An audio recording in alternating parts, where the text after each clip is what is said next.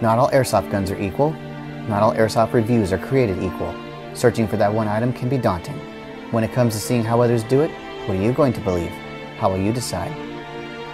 Will it be on cost and content of the weapon you choose? Will it be preparation and maintenance of your gun? Will it be compatibility and adaptability for its missions, for its purpose? Will it be rate of fire and accuracy of your gun?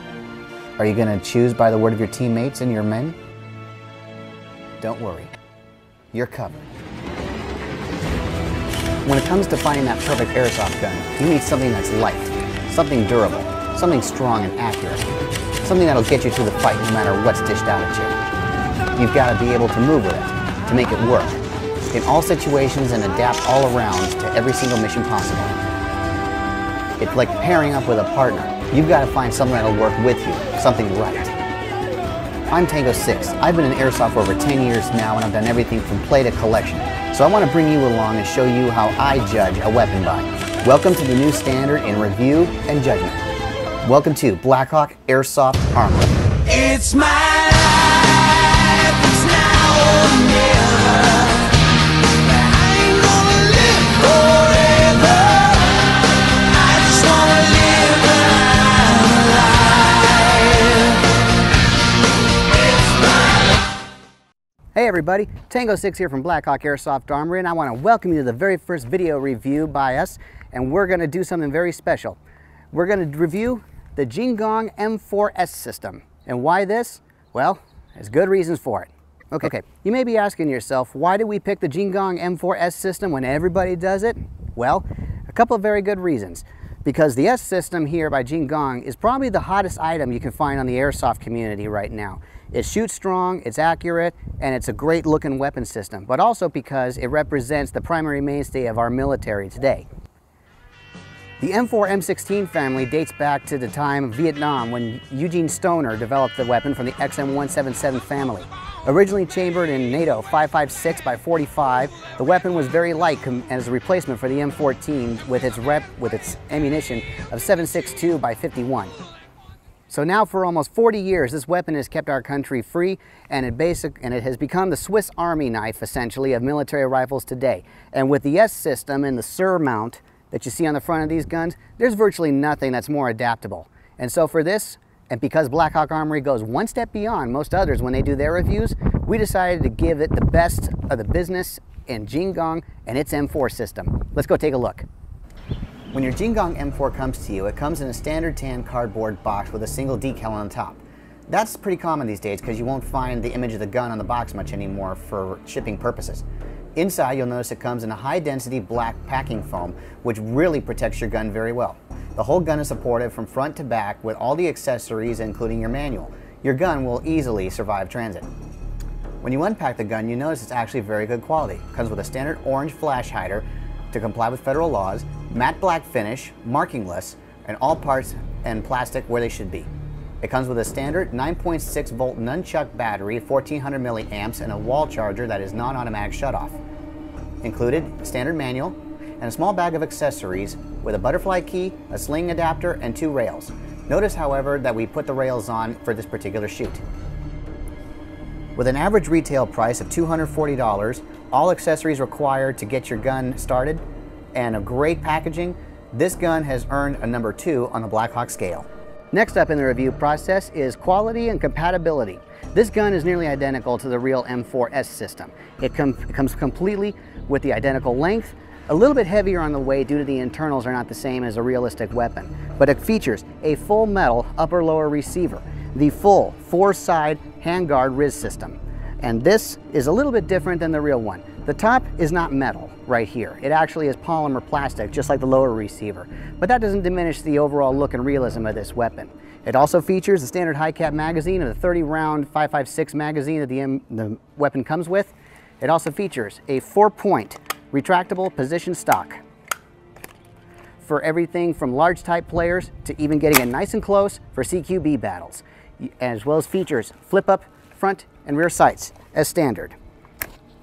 Note, however, that you cannot simply just fold these things back down. You must push in the button here to fold this sight back down. The rear one actually has a little hook that you must raise, push the rear sight down, and hook it for it to remain down. So it's not a quick raise and lower system. So for quality, I'm going to say this weapon has actually earned itself the point in its section. Now on the other hand, it does have its drawbacks. As an example, the top solid rail here is not separable from the gun itself. If you actually try to separate it, you will not be able to remove the 3 screws and pull the SIR system off. This is actually hard mounted into the top receiver. So you actually have to take out 2 Allen screws on the top here. And when you do, the entire top RIS rail is going to come off the receiver. So if you plan on buying this gun, converting it back to a standard foregrip M4, you will not be able to do it. The build quality of this gun is rock solid. There is no wobble of any kind here in the foregrip. The fire selector, nice and crisp. Easily get it into safe, semi-full. And the stock, even in full position, a little bit of wobble, but that is standard with most of these weapons. On the downer side, it is a little difficult with the side rails to line up the screw holes. If you attach the side rails, you must attach them both loose, get them started before tightening them down. Notice what happened with the rear screw when the front was tightened afterwards. It actually got a little off center. This, unfortunately, is kind of a downer in the weapon. Another downer of the weapon, but actually a good thing in its own right, is the fact that the receiver comes with no markings. Jin Gong is known for either having the Panther Arms logo or coming with a blank receiver, depending on which batch it comes from. But in my opinion, no markings are better than fake markings. So for this, I'd still issue 1 point to the upper receiver for realism and authenticity. Access to the hop-up on any standard M4 can usually be attained by pulling the charging handle, especially on this one. A nice brisk pull will get it down every time. If you notice there on the one hand that it did not come down when it first went out, but then went back, but then this opened as soon as I let the handle go, that seems to be common with this particular gun. There's a little bit of play in there, but a nice brisk pull will get it out every time. As you can see, the 4-point rail system on this allows great adaptation of just about any kind of accessory you can think of. From laser light accessories to red dot crosshairs to full-length scopes to the grenade launcher, the M203 RIS mount system, you can put anything on this weapon. So it's a perfect adaptable weapon system, just like a Swiss Army knife. For that, it earns the pointing of 1 point in this category. The sad part was, not all magazines fit in this particular gun. The first one used was the Black Sea Mag brand, and this is honestly a very good magazine, equipped with a mag pull system on it, which gets out of your pouch very quickly. It fed perfect, all rounds through, full auto fire. This older version, a first generation, was even better. It actually sat in there very tight, all the rounds fed, very well, good magazine. We use an unknown brand in the test, which may be where you pass a magazine to your friend or something. And of course, it's got to work, they've got to feed, but the unknown brand was absolutely 100% functional.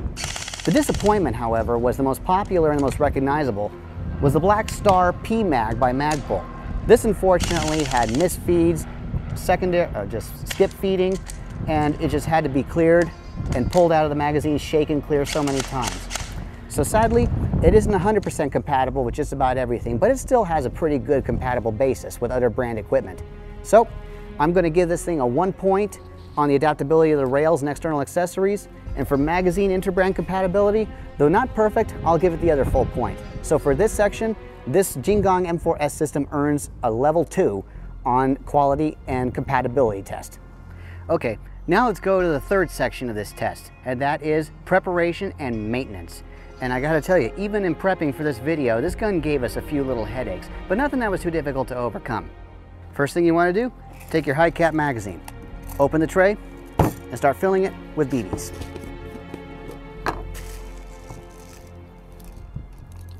Some people still use a speed loader for this trick, but I can use my hand. Works just fine. You get a few runaways, close the trap, and of course, wind the magazine. Give it about 15 winds if you're going to freshly use it. Now, of course, this one also contains the little Allen piece here. This is actually for a butterfly key winding, so you don't have to completely wind it up from the bottom. Then, start it into your gun, and of course, the BBs will fly. Installation of the battery on this particular gun is the biggest pain of it all, and as I said, it gave us little headaches when we first started out to review and nearly caused it to blow its score. The first thing we have to do is take these little screws, and they just twist 90 degrees and pop out.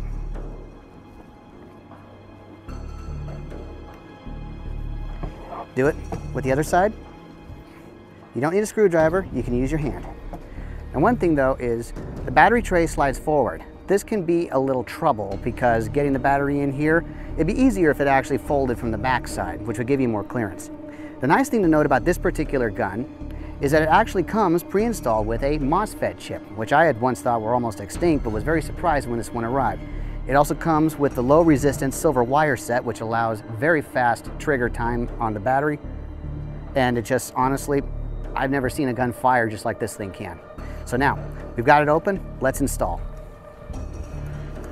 This is where the battery comes into a pain. You have to take the battery, and some people would think you'd have to lay it up in here. Not true. You actually have to take it and lower it into the bottom of the battery tray and put it all the way up forward against the forward mount of the gun. You must click the battery in, and then it's a juggling act where you take the MOSFET chip, and be careful here. You can still damage it, break the tabs. There's a couple of tabs on this side here where the chips will actually slide into and retain themselves. Slide it in there and navigate the wiring as you close it. You want to put the wiring on the opposite side here. As you can see, there's already a headache. I couldn't get it closed because I had to reposition the battery. It moved. And then, if you have it right, if you have it in this condition and you can't get no further, don't continue. Go inside, reposition the wiring, double check the battery's position, and there we go. Have to reposition the wire and close. Now, it's going to take a little force. It's going to have a little spring back. Don't worry about it. Then push the tab in and twist.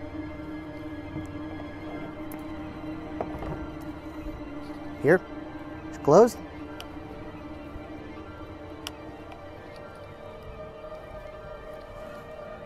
And twist.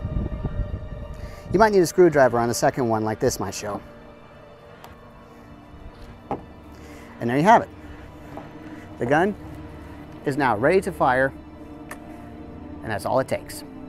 But again, this isn't exactly the best way to do this. So the S system allows good battery placement. The MOSFET chip and the silver wire in this make it fast trigger response time. The MOSFET chip protects your internals very well. But that battery placement will take some practice, but it's not a total disqualification. So, with a rather difficult battery compartment, but an okay battery and standard setup time and everything with this gun, we're going to give this, in preparation and setup, a 1.5. We won't give it a perfect 2 because of how difficult it is sometimes to navigate the wiring in this gun. But after some practice, this became a real easy task for us, despite it took nearly an hour and a half to first figure it out. But again, know your weapon system and you can basically overcome anything. But now it's time to give it the fourth test of this round, the firing test. Let's go.